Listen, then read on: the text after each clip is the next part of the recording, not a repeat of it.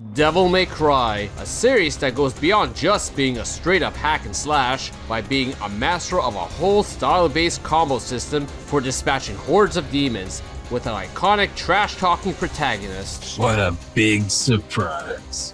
I hope for your sake you got something inside that big body of yours. But before getting to this point, the series wasn't even an original IP, but in fact the original take on Resident Evil 4, made by none other than Hideki Kamiya of Resident Evil 2 fame. What happened to make the fourth major entry of the famed survival horror genre become the start of a massive action series? Through a story involving the progenitor virus, a cool cop known as Tony Redgrave, and over-the-top monsters that would see them evolve into demons. Today on Gaming History, we shall explore the history and beta unused content of Devil May Cry. If you enjoyed this video, please hit the subscribe button, hit the like button too, to further support us and keep creating new videos. With the success of Resident Evil 2 in 1998, Capcom was interested in quickly jumping to develop a follow-up to that game. Being that this game was made by the genius of director Hideki Kamiya, he was put in charge of planning the sequel on the PlayStation. For this, Kamiya was planning to take a backseat and be the producer, while assigning Resident Evil 2's planner, Masaki Yamada, as his director. The plot, which was penned by Nobuo Sugimura, was following the events of the extra scenario within Resident Evil 2 called The Fourth Survivor, whereby Umbrella soldier Hunk, who escaped Raccoon City with a sample of the G-Virus, was now on a boat back to Umbrella HQ. But soon, that boat gets hit by a viral outbreak, leading to zombification of the passengers, with plans to even include a new variant that would involve the classical T-Virus, featuring plant DNA to make a whole new breed of zombies. Being that it was getting to be late into the PlayStation's life cycle, the team knew they probably couldn't improve the visuals any further, and so pre-rendered backgrounds were set to stay, but to improve the quality further, and even use the max limit of 16 backgrounds per room. But none of that would matter in the end, as very soon, Sony would announce the PlayStation 2. Capcom executives were as such seeing the writing on the wall, and knew that if development continued apace, it would release too late on a console that was a generation behind by that point. As such, series creator and studio manager Shinji Mikami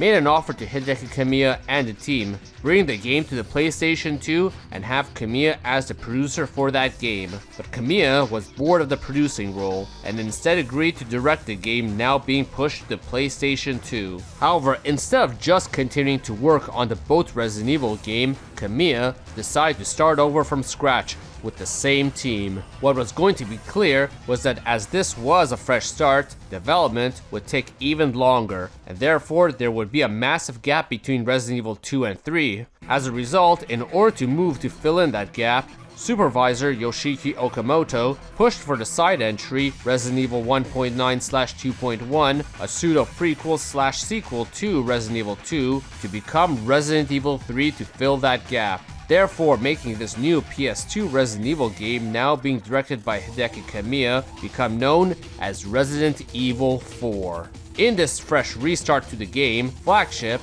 or rather specifically Noboru Sugimura, had already been in charge of an overarching story in the franchise, much of which were expanding on what was the history, goals of the series villain, the Umbrella Pharmaceutical Company. This fourth mainline entry was going to go even deeper on that factor. But bigger than that, Hideki Kamiya had a vision, one that was to depart from what was traditionally a survival horror, where the characters were limited in their abilities and very vulnerable, and instead create what is a stylish action-adventure game with a cool protagonist. And so, being penned by Sugimura, he wrote a story taking in what Kamiya wished for. This story involving a police officer by the name of Tony Redgrave, sporting strong intellect and superhuman strength, being nothing short of basically an invincible man. These being as a result of Tony inheriting them through the progenitor virus that Umbrella had been harboring, which was millions or even billions of years old. However, this wasn't something Tony knew or understood, and would lead him to go to Malay Island, where Umbrella HQ is stationed, to uncover the mysteries around him, leading to discover his roots with the founder of Umbrella, Oswald E. Spencer, his very father, and a twin brother by the name of Paul Redgrave. This being all a part of a scheme that Oswald E. Spencer had on creating a successor to lead Umbrella, which as a result had led him to implant the progenitor virus within the twins at birth, giving them that very immortality and super strength. This was with intention of them to battle each other one day, and other G creatures Umbrella had created on that island. A means for the strongest to rule the company. On paper, this was a clear direction forward in the slow build-up to confront the man responsible for everything that had happened in the series yet. And so, with a story made, the game was well into development. Hideki Kamiya had one major goal with how the game looked and felt: make Tony look cool. As a result, thanks to the power of the PlayStation 2, there was no need to use pre-rendered backgrounds any further as a limitation, which Kamiya was very much against, as he felt fixed cameras would only take away from making Tony look cool or heroic in combat. As a result, a more dynamic camera was proposed that would follow Tony wherever he jumped or ran towards. In fact, they created a whole flowchart of how the camera should move depending on Tony's actions in combat. With the story taking place in what was a Gothic castle, the team took an 11-day trip to Europe to study English, Welsh, and even Spanish castles for inspiration and photographing many statues, walls, and pavements to utilize for the game's textures. At this stage, designs were being made for the cast of the game by Resident Evil 1's monster designer Makoto Tsuchibayashi, Tony Redgrave's design being the most distinct, as coolness was at the top of Kamiya's list, being designed to wear a long trench coat with predominantly red and black colors. The earliest art of Tony had him with slick back hair and what were glasses, presumably sunglasses, in an attempt to make him look cooler, but eventually his hair was brought down and he lost his glasses. While these were basic ideas, several revisions of his clothing were made, whether it was what shade of red to use for his coat, or even once going black with it, to even his vest coming in different designs. This was together with sporting a pair of handguns with his very name engraved on them. But the guns weren't all that Tony would be using, as he also would be using demonic-like weapons, a major departure from the simple knives used in Resident Evil, but ultimately, firearms were his main go-to weapons as per series tradition. His antagonistic brother, Paul Redgrave, was designed in much a contrast to Tony, with slick back hair like the original art of Tony, and sported a coat much like Tony as well, but with more muted colors. Two different designs were made for Paul, one with long hair, and a shorter haired variety. Meanwhile, he is predominantly seen with a sword, but as well as carrying large guns too, a match for Tony. Meanwhile, their father, Oswald E. Spencer, was made as a rather grand, older-looking figure. In contrast to Tony, was predominantly dressed in blue and wore a cape. Much as his sons were infected with the progenitor virus, Spencer himself was said to be a progenitor human too, and even set to further infect himself with Resident Evil 2's G virus, whereby he was set to transform into a form similar to the third form of William Birkin. But in addition to these three, a fourth character accompanying Tony Redgrave was in the works, the character being a sole female character. Art of her existed as early as Tony's original slick back design, whereby she sported glasses like Tony as they were seen side by side. While the relationship wasn't clear then, based on how they both were this chummy and also had glasses, they might have at least been in a working relationship. Kamiya requested that she be drawn in all black leather and gave Tsuchibayashi the freedom of interpreting that however he wished, which led to a lot of different designs. The only element that was to stay consistent was her blonde hair, as the duo felt that it was as important as Tony's trench coat to flow in the midst of an action scene. But following these, utilizing what they had learned within their European trip, the game's settings were being drawn with many different locations and puzzles that they were planning for within the castle.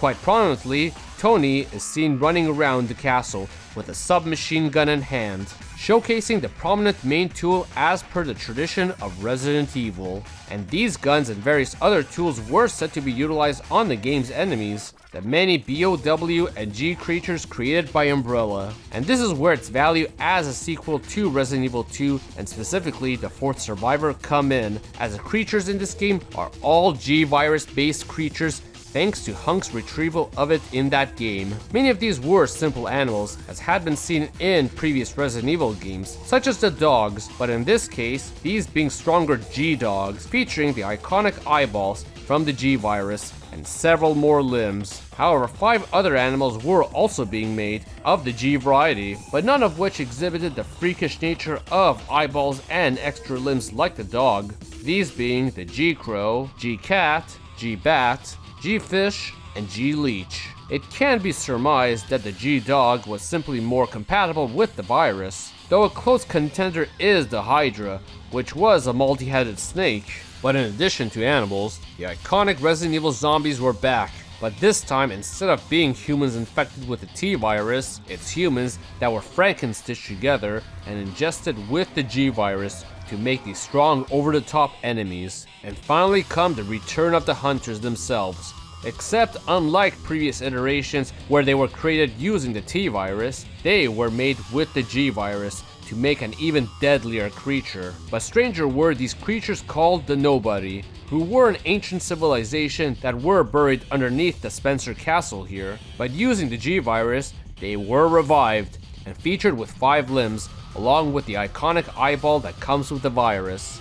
And it only got stranger with enemies such as the Macrophage, which were literal eyeball enemies remnant of the G-Virus's eye that would drop down from the ceiling and unfold into this skeletal fish creature, as well as other strange small enemies, including the Red Shell that looked very much like the extinct Trilobite. But aside from these, there were these major bosses, which would be featured much like the animals, as even more grossly infected G creatures. These would include the Kraken, a squid-like boss for what may have ended up being an underwater battle, the Ouroboros, which was a large chameleon-like G-boss, hanging from the ceiling and would attack with its neck and tongue. Then there was Phantom, a black spider-like boss, which has been a common Resident Evil enemy at this point. This is followed by Griffin, a large bird boss that had symptoms of the G-Virus, where it was growing multiple heads, which came together with a baby variant too,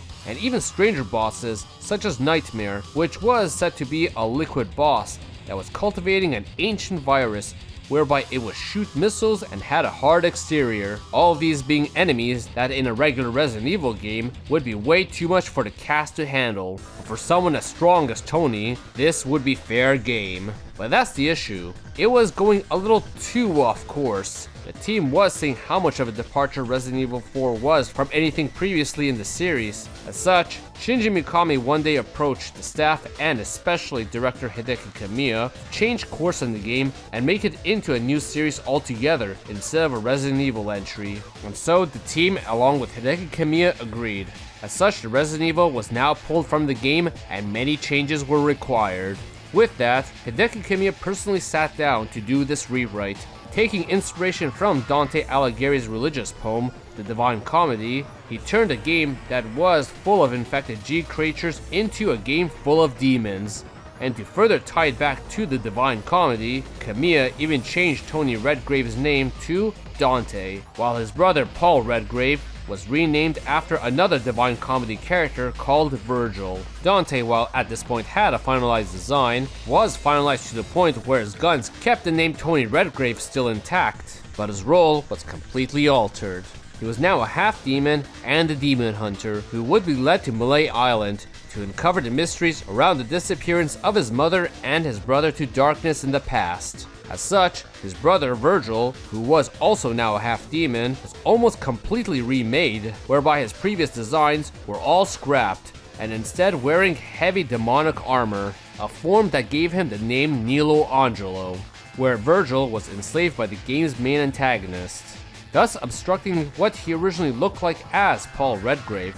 but not completely, as for the final battle with Michelangelo, would have his face be revealed using the design from how he looked in the old concept art. But the antagonist this time was completely different, a ruler of the demon world by the name of Mundus, a reference to the devil found within the Gospel of John. This would of course mean that Oswald E. Spencer was gone now, and the duo's father now being rewritten as the legendary Dark Knight Sparta, who defeated Mundus 2,000 years ago.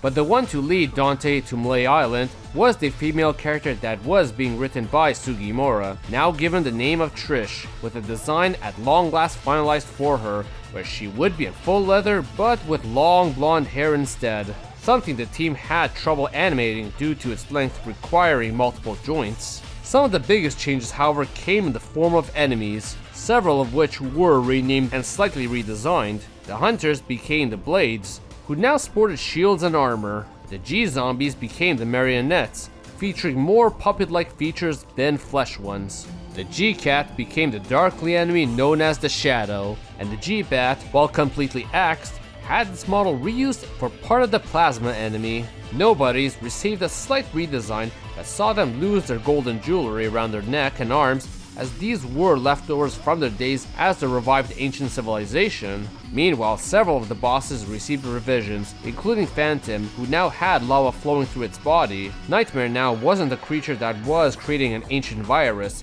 but more a bioweapon created by Mundus, while Griffin more or less sported their initial design, including the multiple head Sting, despite not being a G-monster anymore. However, its child, the Griffin baby, was cut. Otherwise, all other G creatures were just outright cut, leaving what was left behind together with newer creatures to be utilized for making this game to the finish line. The game now being given its final title, Devil May Cry. Being now that all the Resident Evil shackles were removed, Dante's firearms were now more a secondary weapon, with his sword and other close quarter weapons being his main tools of combat. As a result, the submachine gun that had been seen for some time in the concept art was gone altogether. There was also a cannon that they were planning for Dante to mount over his shoulder, which was removed. But on top of that, the grenade launcher, which was to stay, had ammo that was to be used once to reload it, something that wasn't required anymore, as Dante's demonic abilities let his firearms shoot with unlimited ammo. Meanwhile, several of the game's puzzles were being reworked, which normally would require key items to be used. As a result, some of these were just scrapped altogether. These would include 3 brain-looking items called the Sign of Chastity, Humbleness, and Perseverance, which only the blue Sign of Chastity was to stay in, as well as a few other miscellaneous puzzle items, including the Knight's Portrait, which has no render, the Death Sentence Sword, a strange mask, this crystal skull, and this disc. As well, the game was to feature several orbs that would act as a health upgrade, Devil's Trigger upgrade, currency, and an extra life. But in addition, 2 more were being planned that were to be black and white, purpose of which are unknown. But the biggest was the combat in the end, with Kamiya wanting to give it a high difficulty, a challenge he wanted to present people who play light casual games. In addition, on the side, Kamiya discovered a glitch within Capcom's other title, Onimusha, whereby one could juggle enemies in the air, which as a result, he decided to bring that also into Devil May Cry, where one could even combine that with Dante's firearms, a means to further complement Dante's abilities and acrobatics. As the launch of the game was coming, Capcom was also re-releasing Resident Evil Code Veronica on the PlayStation 2 as an updated port. For that, as per Capcom tradition, they decided to pack in a small demo of Devil May Cry within it to hype up players for this new IP, going from the start of the game to right before the fight with Phantom. Oddly enough, Dante lacked his iconic trench coat here, potentially still working on its animations? But soon the game released on August 23, 2001 in Japan, October 17 in North America, and December 7 in Europe, receiving high praise by getting near perfect scores across the board. Those such as GamePro loving its combat that required much skill and patience to master, while IGN loved the game's design, from monsters to gothic architecture. Game Informer making note of its speed by comparatively calling Resident Evil the game evolved from a slow zombie. And it went on to sell a whopping 2 million units in North America by 2006, an amazing feat for what was a new franchise. Hideki Kamiya's gamble had paid off and established another major hit for Capcom. With a series of this magnitude established, Capcom did not waste any time and quickly greenlit a sequel without Hideki Kamiya, something that surprised him, which would mark his complete departure from the series, as the director of Devil May Cry 2, Hideaki Itsuno, would continue its legacy through both rough patches and even high ones, while still asking Kamiya for advice on Dante's characterization. Meanwhile, Resident Evil 4 did continue by seeing another reboot featuring the return of Leon S. Kennedy from Resident Evil 2, entering the Spencer Mansion and having to deal with the progenitor virus, continuing on the story that Noboru Sugimura had written, but much more grounded within the Resident Evil universe. And thank you for watching. Please hit the subscribe button, for I'll plan to be back for more Devil May Cry and other games gaming history cut content soon. Hit the like button and comment below on if you would have preferred Devil May Cry to have stayed a Resident Evil game. So everyone, thank you for watching.